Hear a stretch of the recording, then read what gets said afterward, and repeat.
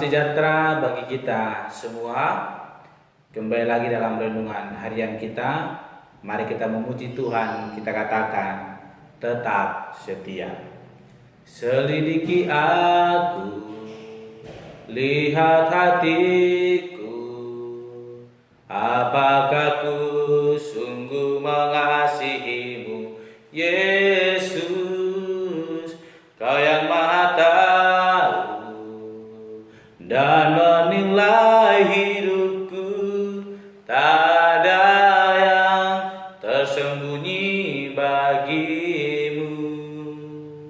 Telah kulihat kebaikanmu yang tak pernah habis di hidupku.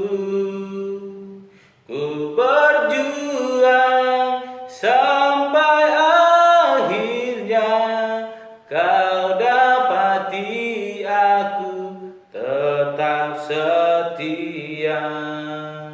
Ku berjuang sampai akhirnya Kau dapati aku tetap setia. Amin.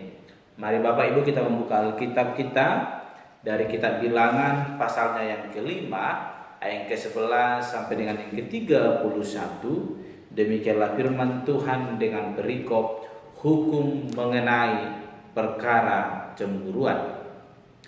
Tuhan berfirman kepada Musa, "Berbicaralah kepada orang Israel dan katakanlah kepada mereka, apabila istri seseorang berbuat serong dan tidak setia terhadap suaminya, dan laki-laki lain tidur dan bersetubuh dengan perempuan itu, dengan tidak diketahui suaminya, karena tinggal rahasia bahwa perempuan itu mencemarkan dirinya, tidak ada saksi terhadap dia, dan dia tidak kedapatan.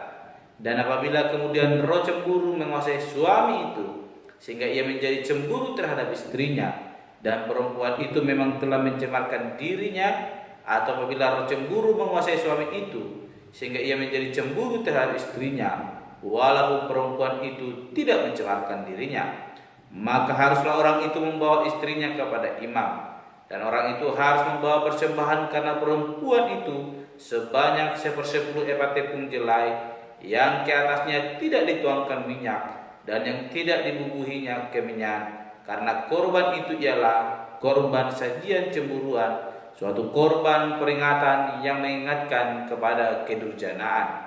Maka haruslah imam menyuruh perempuan itu mendekat dan menghadapkan kepada Tuhan.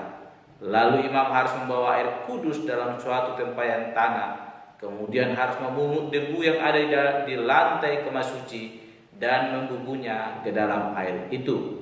Apabila imam sudah menghadapkan perempuan itu kepada Tuhan, haruslah ia menguraikan rambut perempuan itu, lalu meletakkan korban peringatan, yakni korban sajian cemburuan, ke atas telapak tangan perempuan itu, sedang di tangan imam haruslah ada air pahit yang mendatangkan kutuk. Maka haruslah imam menyumpah perempuan itu dengan berkata kepadanya, "Jika tidak benar ada laki-laki yang tidur dengan engkau, dan jika tidak engkau berbuat serong kepada kecemaran, padahal engkau di bawah kuasa suamimu, maka luputlah engkau dari air pahit yang mendatangkan kutuk ini. Tetapi jika engkau, padahal engkau di bawah kuasa suamimu, berbuat serong dan mencemarkan dirimu, oleh karena orang lain dari suamimu sendiri bersetubuh dengan engkau, dalam hal ini haruslah imam menyumpah perempuan itu dengan sumpah kutuk, dan haruslah imam berkata kepada perempuan itu, maka Tuhan kiranya membuat engkau menjadi sumpah kutuk di tengah-tengah bangsamu, dengan mengempiskan pahamu dan mengembungkan perutmu. Sebab air yang mendatangkan kutuk ini akan masuk ke dalam tubuhmu untuk mengembungkan perutmu dan mengempiskan pahamu." Dan haruslah perempuan itu berkata, "Amin, amin." Lalu imam harus menuliskan kutuk itu pada sehelai kertas dan menghapusnya dengan air pahit itu. Dan ia harus memberi perempuan itu minum air pahit yang mendatangkan kutuk itu, dan air itu akan masuk ke dalam badannya dan menyebabkan sakit yang pedih.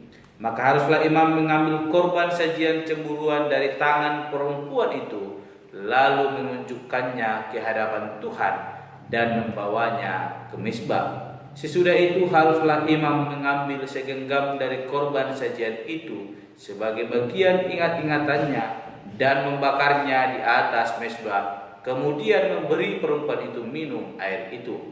Setelah terjadi demikian, apabila perempuan itu memang mencemarkan dirinya dan berubah setia terhadap suaminya, ada yang mendatangkan sumpah serapah itu akan masuk ke badannya dan menyebabkan sakit yang pedih, sehingga perutnya mengembung dan pahanya mengempis, dan perempuan itu akan menjadi sumpah kutuk di antara bangsanya.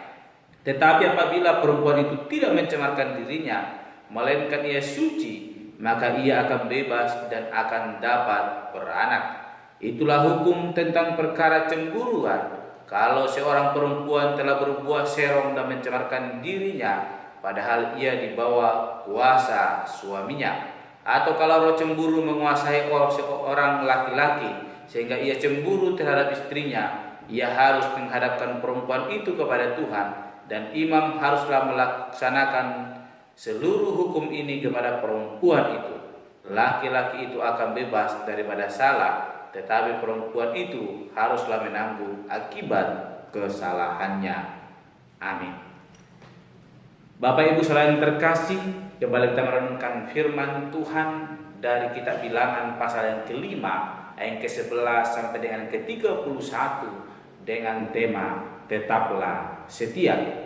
Jikalau kita membaca firman Tuhan hari ini, yang mana perikopnya adalah hukum mengenai perkara cemburuan, di mana Allah berfirman kepada Musa dan berkata dan untuk menyampaikannya kepada orang Israel mengenai bagaimana seseorang istri, di mana dia kedapatan ataupun tidak kedapatan, namun suaminya merasa cemburu karena dia telah melakukan perbuatan serong atau berselingkuh di belakang suaminya.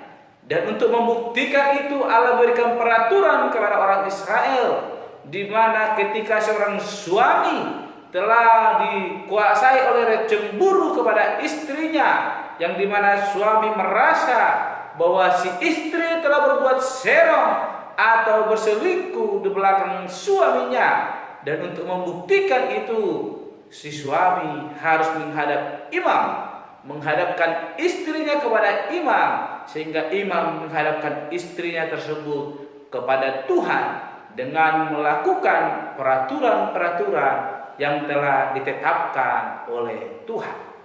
Bapak Ibu saudara yang terkasih, kesetiaan seorang istri diuji di tengah-tengah kehidupan orang Israel, di mana ketika seorang suami telah cemburu kepada istrinya, telah memiliki firasat bahwa si istri telah berselingkuh, itu pun telah diaturkan oleh Tuhan.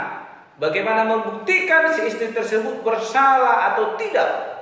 Bapak Ibu saudara terkasih, ada hukuman yang sangat berat ditetapkan oleh Allah bagi seorang istri yang berbuat serong atau berselingkuh. Dan di mana ketika hal itu telah diuji oleh Tuhan, ada suatu hukuman yang sangat berat menanti si istri tersebut, di mana seorang istri itu akan mendapatkan kutuk yang daripada Tuhan.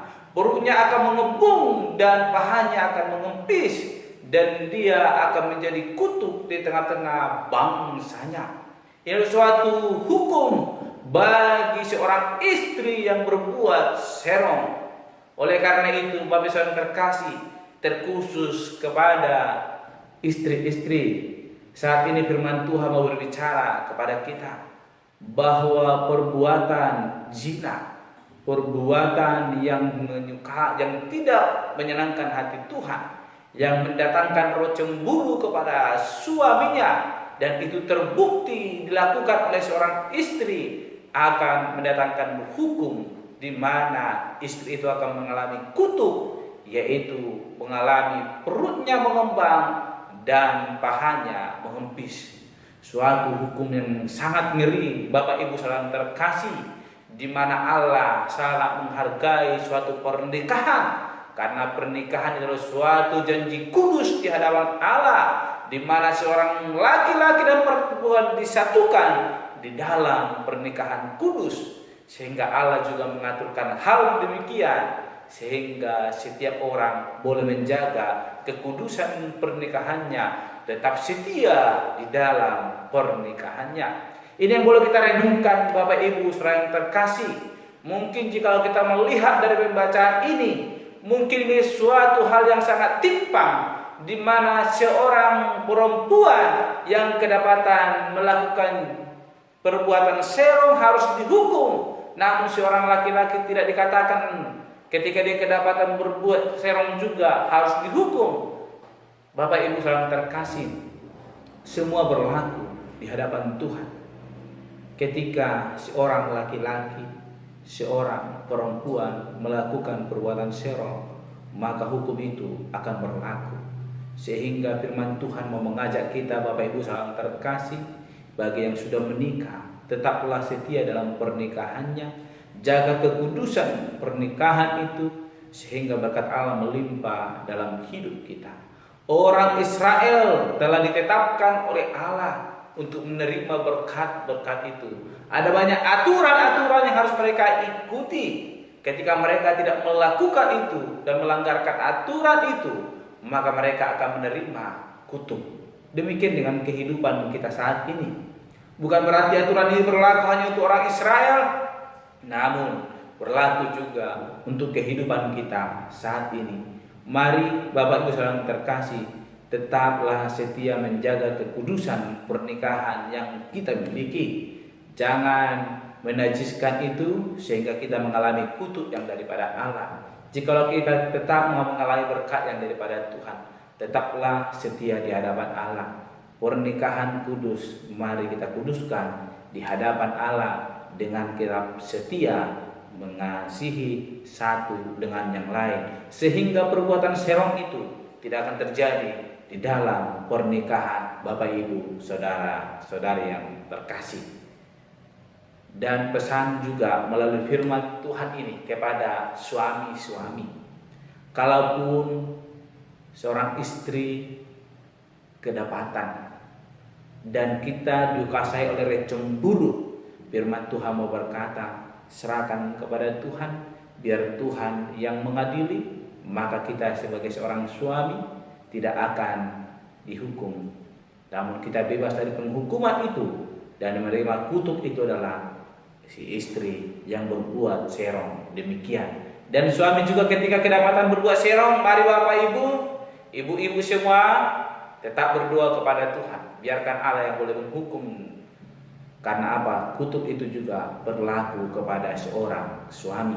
Oleh karena itu firman Tuhan hari ini menegaskan kepada kita, marilah jaga kekudusan pernikahan itu dengan tetap berlaku setia, tetap menjaga kesetiaan kita.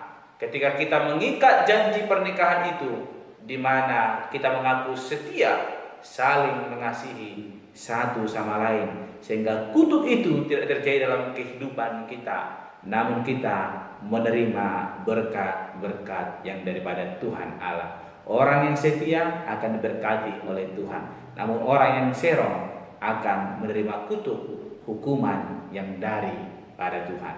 Amin. Mari kita berdoa.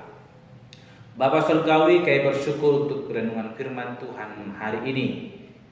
Firman Tuhan boleh mengingatkan kami agar kami tetap setia di dalam setiap kehidupan kami, terkhusus dalam pernikahan kudus yang telah Tuhan kuduskan, di mana seorang istri harus menjaga kekudusan pernikahan.